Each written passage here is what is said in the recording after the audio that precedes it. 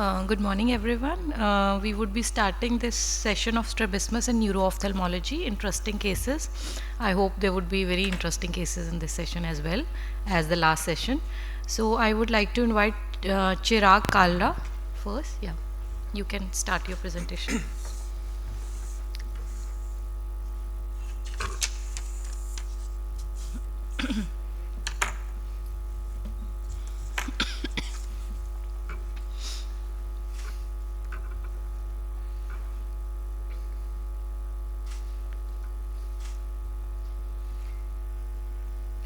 Yeah, you can start. Good morning, everyone. I am Dr. Chirag Kalra from Deen Dayal Upadhyay Hospital, and I will be presenting a case of cavernous sinus meningioma. Cavernous sinus meningioma is the most common primary cavernous sinus lesion. It can cause a variety of neurological symptoms. Symptoms can include diplopia, ptosis, vision loss, facial numbness due to the involvement of cranial nerve 3, 4, 5, or 6. The diagnosis typically made through MRI. The main treatment options include surgical resection and radiotherapy. So a 60-year-old female presented to our OPD with a headache which was severe in intensity and also with inability to open her right eye, which was gradual in onset and progressive in nature from the past 1 month. Her systemic history included diabetes and history of diabetes and hypertension, for which she was on treatment for the last 8 years. On examination of the right eye, her best rated visual acuity was 6/9. She had a complete ptosis. There were no extraocular movements in any direction.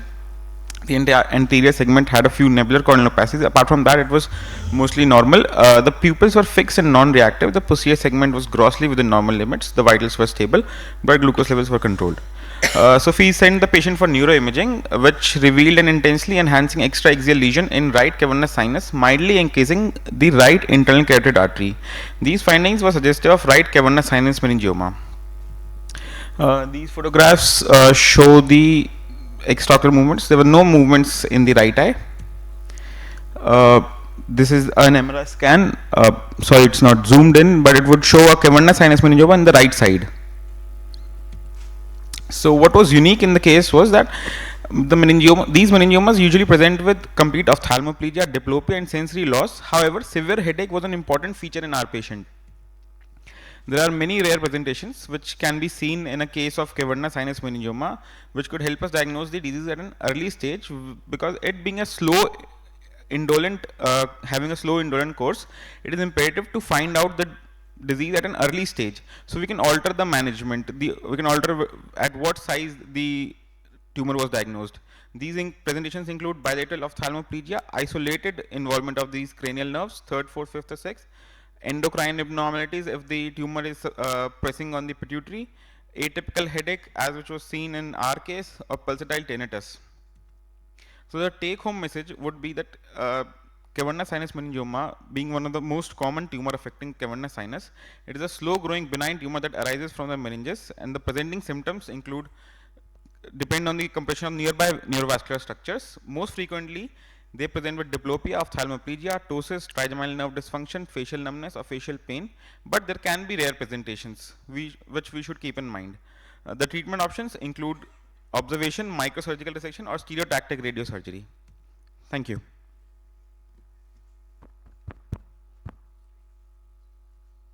Nice presentation, Dr. Chirag. Thank you, ma'am. What could be the possible other differential diagnosis? Ma'am, we could have superior orbital Fisher syndrome. We can also have orbital apex syndrome.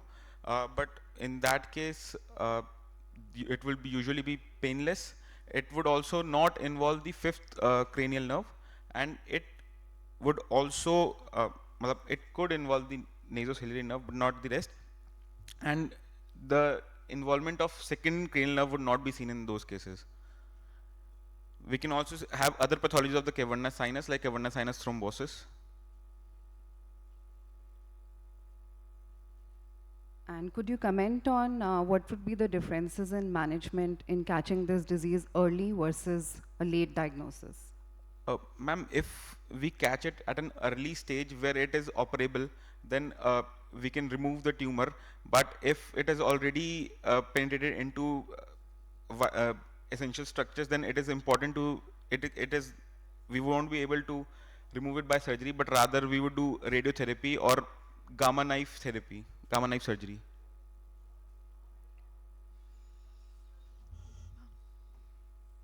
So in your case, which nerves were involved? Like you have mentioned, I was not moving. So what are, yeah. Ma'am, So you have third, to fourth, and explain. sixth cranial nerve were completely involved. Have you checked fourth? Ma'am, yes, ma'am. Huh. Uh, Not in isolation, but yes, we checked for all movements, and there was no movement. So how you check fourth in presence of third nerve palsy? Ma'am, we asked the patient to adduct and look down. So patient won't be adducting. Yes, ma'am. Okay.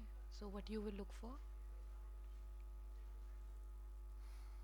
Ma'am, the eye would be in a in downward gaze. You will tell the patient to look down and you will check the torsion. Okay, ma'am. Okay. How did you check the fifth nerve? Ma'am, we look for sensations on her face, uh, on the temple area and on the cheek area.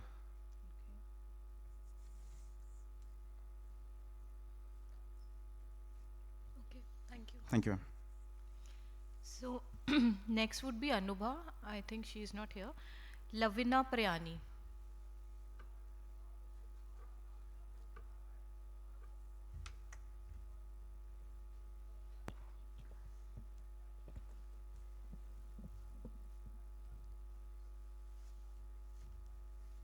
Good morning, everyone. I'm privileged to be here to discuss the case beyond the antibodies, a seronegative case of ocular myasthenia gravis.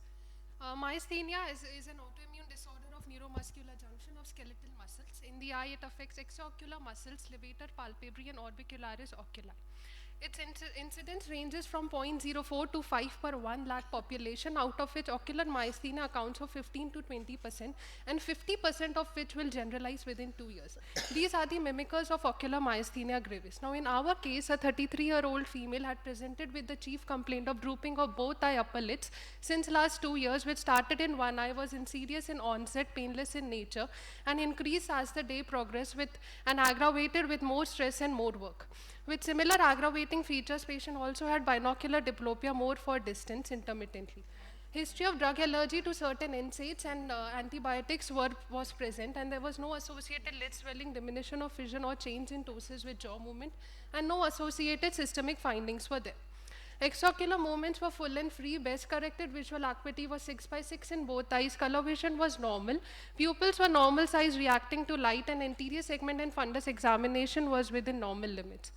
On performing the ptosis evaluation, the margin reflex distance 1 was 1 millimeters, which after the ice pack test changed to 4 millimeters, suggesting a positive response. Similarly, fatigability test was also positive, where post-test MRD1 was -1 millimeters. So provisional diagnosis of ocular myasthenia was made, and the patient was planned for the following. We had certain differentials in mind, including Lambert-Eaton syndrome, botulism, and cranial nerve palsies, which were ruled out. Patient underwent serological tests where anti-acetylcholine receptor and anti-MuSK antibodies were surprisingly negative. We ruled out associated autoimmune disorders like thyroid function test, RA factor, and ANA, which were also negative. Electromyography study, including nerve conduction and repetitive nerve stimulation, were all negative. HRCT thorax did not show associated thymic enlargement. On high clinical suspicion, patient was labeled as seronegative ocular myasthenia gravis, was referred to neurologist and started on pyridostigmine to reduce symptoms and prednisolone 20 mg to reduce the progression of the disease. Patient had stopped medications abruptly for 6 weeks due to side effects, which led to worsening of symptoms, and the disease started generalizing, after which the patient was asked to restart the previous medications, and tablet azathioprine was added as an immunosuppressant, which led to significant improvement of symptoms. Patient was counseled for periodic follow-up and was asked to avoid certain drugs in myasthenia due to drug interaction. So ice pack test has sensitivity of 77 to 80% and specificity as high as 98 to 100%. Acetylcholine receptor antibodies are positive in 80 to 99% of generalized cases, but in only 30 to 77% of ocular myasthenia cases. In negative cases, we need to look for other antibodies. This is the literature review. And in our case, which was seronegative, we relied on positive ice pack test, and starting the anti-myasthenia treatment and monitoring the response may be considered in such selected cases. So ocular myasthenia is potentially disabling. This timely diagnosis and long-term monitoring for conversion, especially for the first 2 years, is important. And individualized treatment strategy is important in certain situations. Thank you.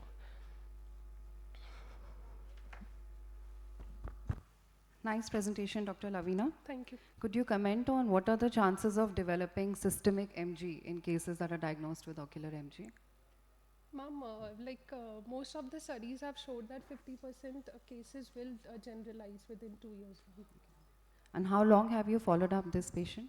And we are still under follow-up, like it's been 6 months now, and she is like symptomatically normal. Okay. And what was the duration of the ice pack test that you did? Ma'am, 2 minutes, ma'am. So why didn't you do the neurostigmine test? Ma'am, like in our institute, it's not done, and it also has like severe side effects. So it's But you're giving all the medications, I mean, just based on the eyes test. yes, ma'am. There has to be some confirmatory. Yes, agreed, ma'am. But like there were patient also had financial constraints, so we could not do SFEMG also. So we gave her the trial and started her on treatment, and positive response suggested that we were we were thinking. Is the correct. patient still on steroids? Yes, ma'am. So as per literature, what is the percentage in which we can see the seronegativity, but still it is there, the disease is there? So how much percentage? Ma'am, out of all myasthenia, it's like 10 to 20% cases. Okay. Thank you. So next would be Meghna. Yeah, you are ready?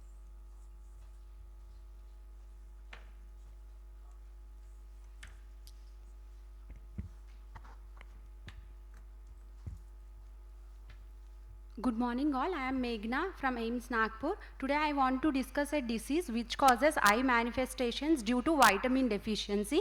Yes, you are right, it is Wernicke's encephalopathy diagnosed by classical triad of end-gauge nystagmus or ophthalmoplegia with gait ataxia, with confusional states being the most common presentation, but this triad occurs only in 10% of population, occurring due to thiamine deficiency, either due to metabolic causes or due to chronic alcoholism leading to reduced absorption. Our patient is a 37 years old male who had complaints of binocular double vision since 4 to 5 days, no other systemic illness, but on personal history he is chronic alcoholic with consumption of 1.5 liters per day approach since 3 years. We can note horizontal gaze evoked nystagmus with limitation of left abduction in this patient. 9 gauge showing limitation of left abduction movements of this vision with IOP and color vision and diplopia charting. Anterior segment and fundus evaluation is normal in this patient. On neurological evaluation, the patient is having unsteady gait with ability to fall, suggesting ataxia. Further investigations revealed deranged hemoglobin levels with microcystic hypochromic anemia, and liver function tests are also deranged. Before starting treatment, we have done his thiamine levels which were reduced. His MRI is normal, so we have started him after admission in neurology ward with IV thiamine along with IM methylcobalamin with oral thiamine. 1 week follow up, the patient had improvement in left abduction, and mild improvement in ataxia is noted. Mild gait ataxia got improved. One more patient had similar complaints. He is a 30 years old male with double vision since 10 days, and he also had fever, headache, and vomiting, this patient with chronic alcoholism history. This patient also had end-gauge nystagmus, which we can note horizontal, but his vision, slit lamp evaluation along with fundus evaluation is normal. This patient also had unstable gait. His investigations are also similar, but MRI suggested hyperintensities in mammillary bodies. So he was also admitted under neurology and was started on similar treatments, but serum electrolyte correction or also was done in this patient. My cases are unique because there is sudden onset binocular diplopia mimicking sixth nerve palsy, but he also had end-gauge nystagmus with diplopia charting is normal. So in these cases, it is mostly clinical diagnosis, careful history and neurological evaluation, which along with blood and neurological imaging has strengthened my diagnosis in this patient. Early recognition by ophthalmic manifestations led to timely diagnosis of the patient, and prompt thiamine treatment at appropriate time has avoided serious brain injuries in this patient. So while recovering, the order of recovery of the symptoms will be like confusion will recover early, ocular manifestations will recover later, ataxia will take much more time. So multidisciplinary approach involving ophthalmologist and neurologist has helped in well managing of this patient. These can be confused with sixth nerve palsy, which is a false localizing sign. So fundus evaluation and neuroimaging is also important in this patient. Thank you. Nice. Dr. Meghna, you said binocular double vision. Yes, Can you elaborate more on the type of diplopia in both your cases? My patient had when they are seeing with both eyes, they are having diplopia, ma'am. Like when they closed one eye, the diplopia disappeared, and the first patient had when he is seeing in left gaze, he is having more diplopia, ma'am. First patient. So you have to mention horizontal and crossed, uncrossed. These patients has uncrossed diplopia only, ma'am, not crossed. And this Hirschberg test is also ortho in both patients, ma'am. How long did you follow up the patients? That first patient is 1 week, ma'am. The second patient is under follow-up now, ma'am. He presented recently only, 1 month ago. So his treatment is going on, ma'am. And that first patient is like 9 months ago, ma'am. Can you tell what is the name of the irreversible type of vernix when it goes into the irreversible phase? Yes, ma'am. It is Korsakoff syndrome, ma'am. It's nicely worked up. So next would be Saiteja Kothapalli. Saiteja. Oh. ये second चल रहा है. First हो गया sir. First हो गया. इसको करने दे. 1 2 3 हो गया. इसको करने दे.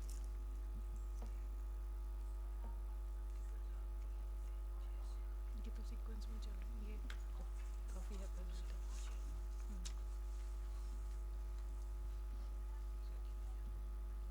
सर ये करिए फिर से ये मेघना Not this. ये है साइतीजा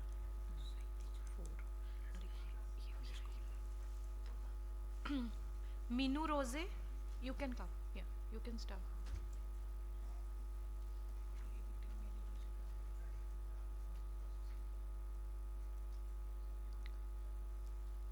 Tell them to start your presentation. AV team, if there are any issues, then please give the presentation of Minu Rose. Yeah, please. Minu, go ahead.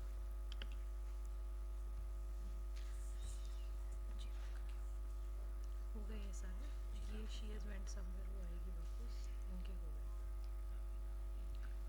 टिक तो मैं अच्छे वाला कर दी वैसे मैम ही दे रहे हैं नंबर तो Good morning everyone, I am Dr. Minu Rosi Raju and I am presenting a case of myopic strabismus fixus which was managed with loop myopexy using a non-absorbable suture. Myopic strabismus fixus is a complex strabismus which is associated with high myopia, and there is a supratemporal globe elongation in this case where which causes a nasal shift of the superior rectus and inferior shift of the lateral rectus, which causes esotropia and hypotropia and oculomotility restriction in abduction and supraduction. A newer technique of management of myopic strabismus fixus is loop myopexy, where the deviated superior rectus and lateral rectus is brought back together to their normal anatomical path. different modifications has been described, like the Yokoyama procedure, where a full lobe myopexy of the superior rectus and lateral rectus with a polyester suture is done as shown in the picture. Next is the partial Jensen procedure, where the muscles are splitted up to the post-equator region and apposition of adjacent halves is done. Yamada procedure, where there is hemitransposition of the superior rectus and lateral rectus with combined large medial rectus recession. The last one is the modification with silicone band, where full loop myopexy of superior rectus and lateral rectus with silicone band is done. I'm taking you through a case of a 5-year-old male who has presented with right eye being stuck down and in for 2.5 years. He is using high myopic glasses and is a diagnosed case of chromosome 9 inversion and duplication with facial dysmorphism and intellectual disability. The family album tomogram showed the progressive esotropia and hypotropia. Imaging was done and MRI showed inferior shift of the lateral rectus and nasal shift of the superior rectus. The patient had subnormal vision in both eyes. Examination under anesthesia revealed a high myopic refraction, high axial length, anterior segment normal, posterior segment with myopic fundus. On-table force reduction revealed a tight medial rectus. Hence, right eye medial rectus recession of 5 mm with loop myopexy of superior rectus and lateral rectus with non-absorbable suture was planned. This is the surgical video where the lateral rectus was found displaced and which is hooked. Superior rectus was also hooked and separated. Globe is inferiorly displaced. 15 mm was marked. Non-absorbable dacron suture was passed through the superior half of lateral rectus and the temporal half of the superior rectus, and then they were looped together. However, post-operatively we were on surprise because patient had an exotropia. We went back and did a right eye medial rectus advancement back to the original position. Take home messages is that when we are dealing with a case of complex strabismus, we have to take a detailed history from the parents, review the family album tomogram, imaging for the muscle position, and be prepared for operation table surprises and modulate the plan accordingly. And we do prefer a stage surgery for such cases. Thank you.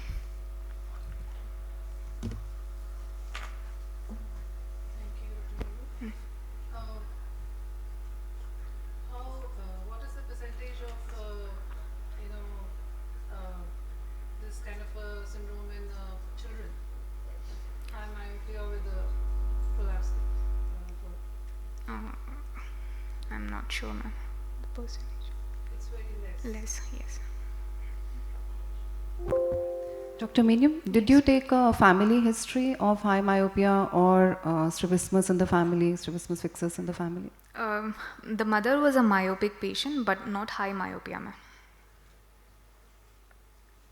How much was the deviation you The deviation was actually not reliable because the patient was a intellectually disabled child. Okay. So rough idea what you have done to check the how much is the deviation? It was fixed in isotropic. Okay, Varshpur. The eye was fixed in isotropic. Yeah. You cannot ever say that you cannot measure. You always need to measure. There is nothing you cannot say that you cannot measure. In children it is difficult, but you have to measure. And then in your case, the patient had high myopia as well. So you have to like see the values, how much exactly you are expecting and how much it is visible. Like there are the myopia charts for the correction. Okay. So maybe it was little higher correction was done. That's why it went to exo. So we have to check this. Okay. Thank you. Saitija is ready? No. Tanu Banot.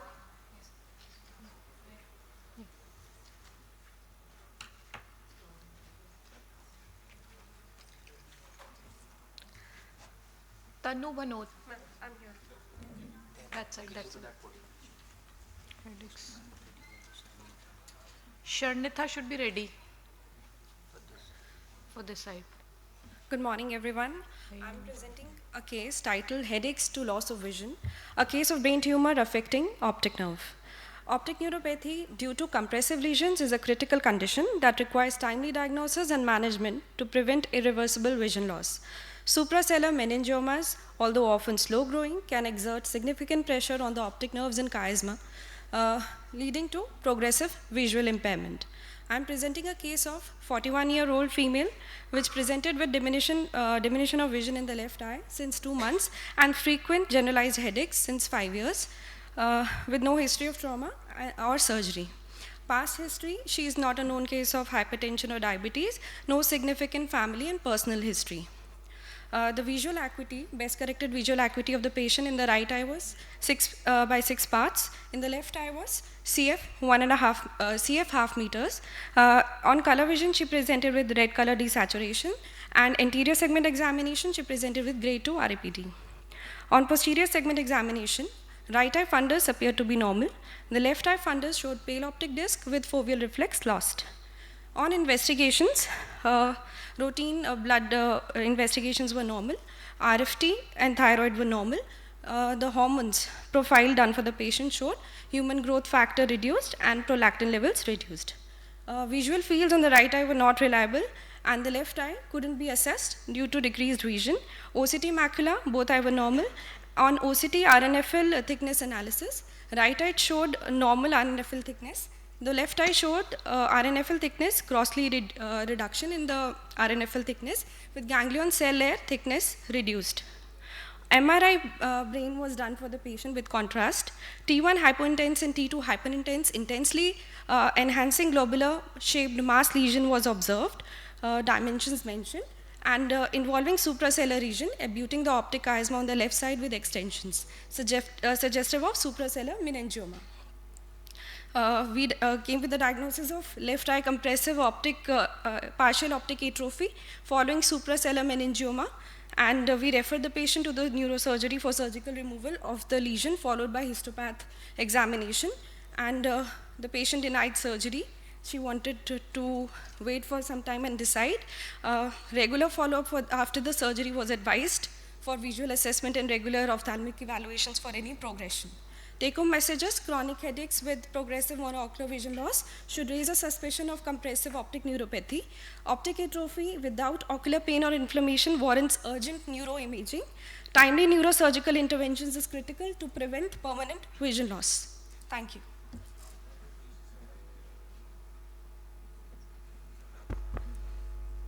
Dr. Tanu, what were the findings in the clinical examination or the history that prompted you to specifically go for the hormone profile? Ma'am, hormone profile. Ma'am, she said because she had some kind of visual field loss in the left eye. Her vision had drastically reduced in 2 months with the CF half meters, and there was RAPD seen in the patient. So we suspected some intracranial mass. So we had done pituitary hormone analysis for the patient. Were the fields repeated in follow-up? Ma'am, the patient didn't come for surgery only, and though we advised her. What do you expect? What field changes do you expect, especially if you have a... Ma'am, since it was ipsilateral, it was only involving one eye.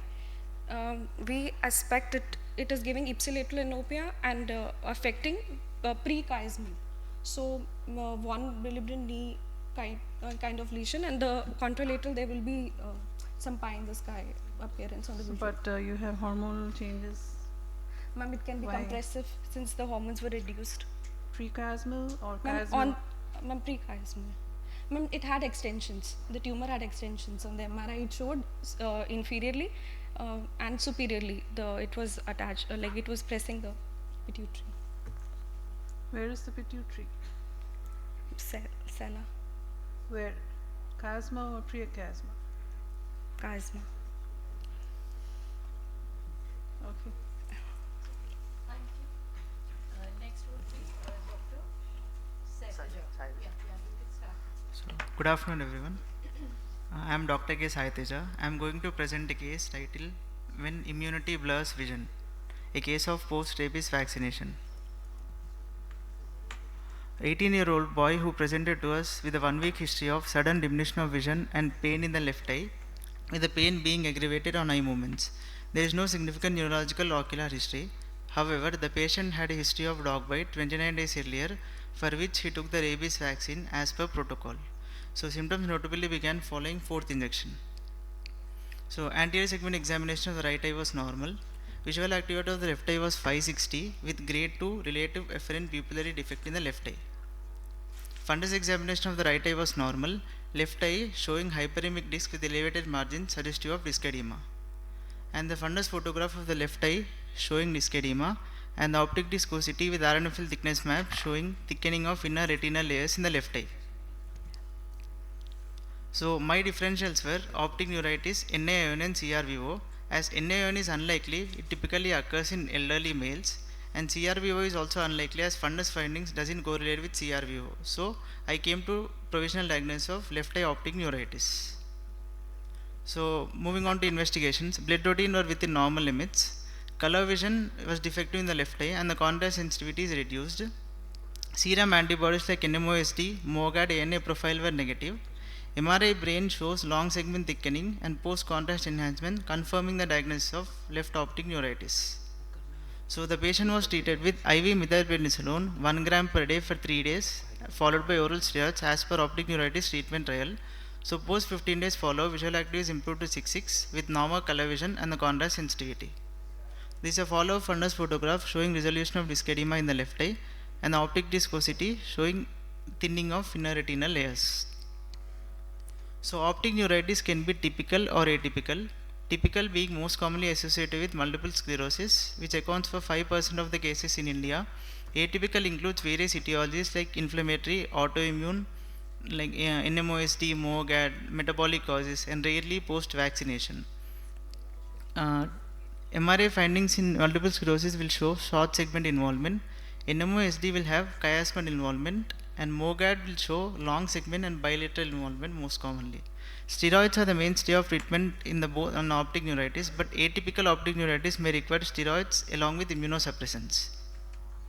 So vaccination-induced optic neuritis has been observed in the post-COVID era, but rabies-induced optic neuritis is extremely uncommon, and when unilateral presentation even more uncommon. So this is unique in my case.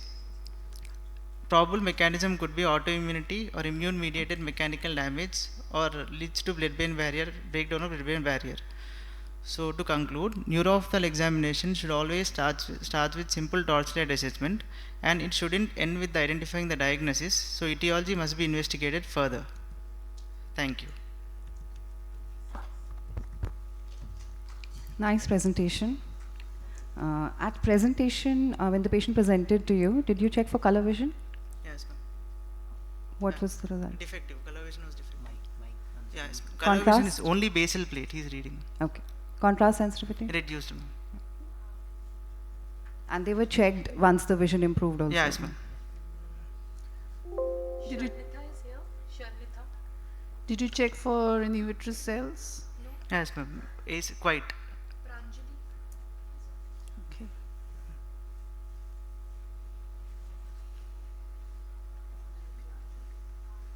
Sharnitha is not there, no? Sharnitha is not there. Thank you.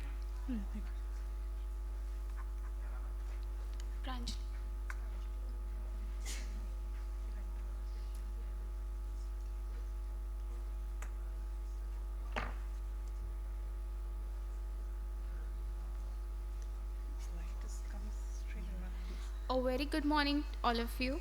Today I am presenting case on nerve sheath tumor. Behind the shadow, unmasking the nerve sheath tumor. Introduction. In orbit, nerve sheath tumors can arise from any cranial nerve including oculomotor, trochlear and abducens nerve. Nerve sheath tumors are composed of Schwann cells, fibroblasts or perineural cells.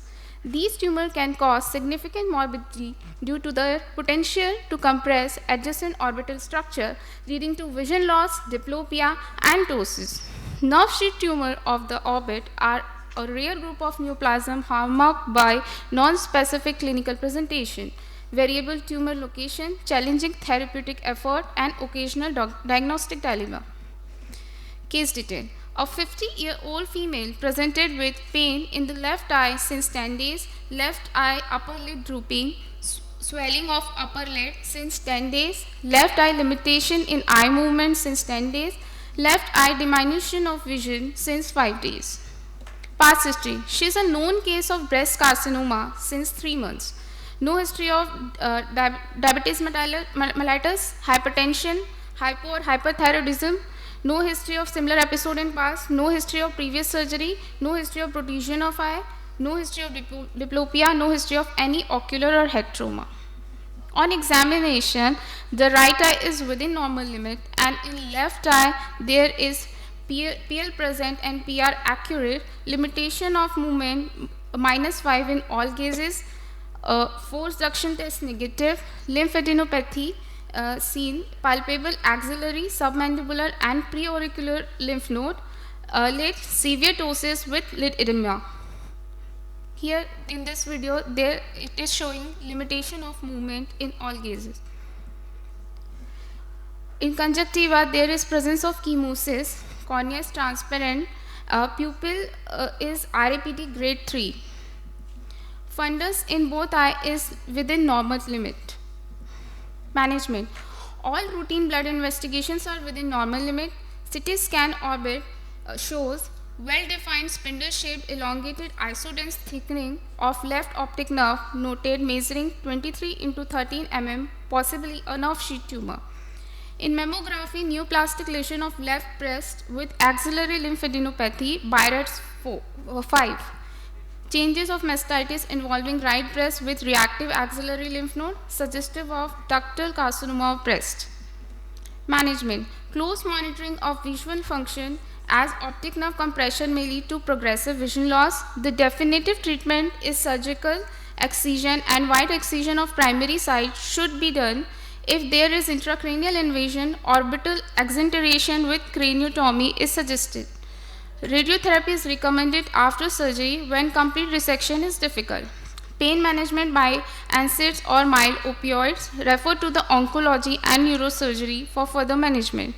Provisional diagnosis: left eye optic nerve sheath tumor with multiple cranial nerve palsy secondary to left breast ductal carcinoma with lymphadenopathy. What is unique in my case? The patient is known case of BIRATS 5 ductal carcinoma with multiple lymphadenopathy, which raises the high suspicion of metastasis to the orbit, and there is a rapid progression of the signs and symptoms. Take home message: optic nerve sheath tumor are rare and can present with range of symptoms like vision loss. Thorough clinical evaluation, imaging and multidisciplinary management can prevent the vision loss and improve the patient outcome. Thank you.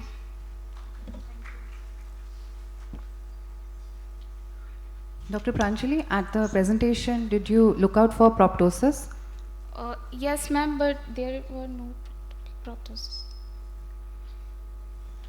How would you explain no ocular movements just based on the nerve sheath of, being involved? Why were there such to look for other signs of the orbit involvement?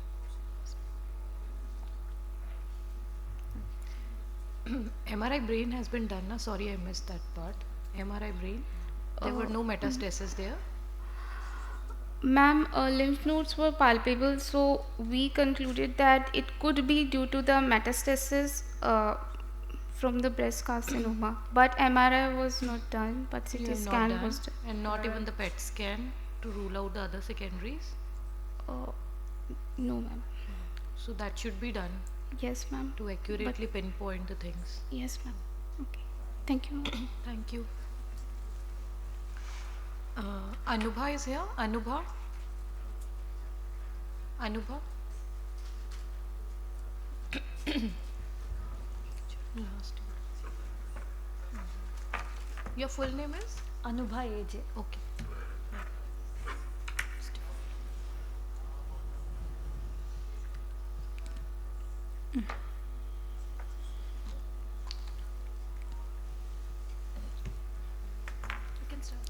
Good morning everyone. Here is a case report on peripapillary staphyloma. So introduction is peripapillary staphyloма is a Curtin's type 3 non-hereditary congenital optic disc anomaly. It is rare and usually unilateral. Pathology being weakened peripapillary structural support due to incomplete differentiation of posterior sclera from neural crest cells in the 5th month of gestation. Cycloplegic refraction reveals severe myopia in the affected eye. Fundus examination shows posterior scleral ectasia and thinning involving a normal disc. Coming to the case, a 20-year-old girl student visited OPD with complaints of insidious onset, non-progressive and painless diminution of far vision in the right eye noticed 5 years ago. No other ophthalmic complaints and no significant history could be elicited. On examination, head and ocular posture was normal. Both the anterior segments with extraocular movements and IOP were normal. Best corrected visual acuity in right eye was counting fingers at 2 meters and in left eye 6.6. Cycloplegic refraction in right eye showed severe myopia of -6 diopters and in left eye +0.5 diopters. Fundus in right eye showed unilateral localized deep fundus excavation of chorioretinal atrophy surrounding a large optic disc of about 2 disc diameters in size with well-defined margins, and there was normal retinal vascular pattern, normal macula, and there was no glial tissue tuft in the center or chorioretinal coloboma. Left eye fundus was within normal limits. Axial length measured in right eye was about 26.93 mm and in left eye 23.23 mm. B-scan and MRI reports were suggestive of peripapillary staphyloma in right eye. This is the fundus photograph where in right eye we can see the unilateral around the disc fundus excavation and disc appearing normal with the large size and normal vascular pattern is seen. While this is a typical case of peripapillary staphyloma, its uniqueness lies in recognizing such a rare yet benign condition, and it helps in preventing misdiagnosis and wrong intervention. And also we need to keep in mind about such condition, especially during biometry, as it might lead to erroneous calculation of IOL power. Clinical implications being patient could have complaints of poor vision, squint, nystagmus and amblyopia. Can be associated with high myopia, cataract, retinal detachment or macular capture. There are some rare associations as well. Differential diagnosis being disc coloboma and morning glory syndrome. There is no current treatment, but progression has to be monitored. In children, one trial of occlusion therapy can be tried. Take-home message being peripapillary staphyloma, though rare in occurrence, is associated with poor visual outcome. Routine follow-ups are necessary to detect complications like retinal detachment and cataract, so early intervention can be done. And it should be differentiated from other congenital disc anomalies and should be cautious while doing biometry for cataract surgery. Thank you. So, have you done ultrasound in this patient? B-scan was done, ma'am. You could have shown us because that picture is typical. Yes. Yeah. So in ultrasound also you can differentiate other abnormalities of optic nerve. Yes. So that is always very informative to show that picture how you differentiate from the other. Yes. Thank you. How has the peripapillary staphyloma in your case led to reduction in BCVA?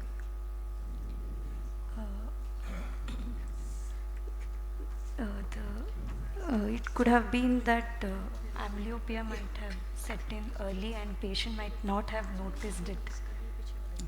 Did you elicit any significant antenatal history or family history? There was no antenatal or significant antenatal or family history. So what is where do you typically find staphyloma in a high myopia? Around the disc is most commonly, peripapillary region is the most common. But you said this was rare. Among the posterior staphylomas, peripapillary region is.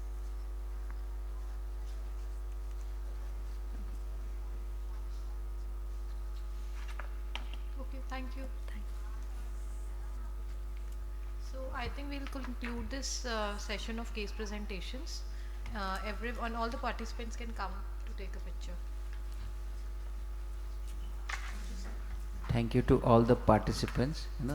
So this is the fourth session of this PG capsule, which we finished in time, and all credit goes to you guys.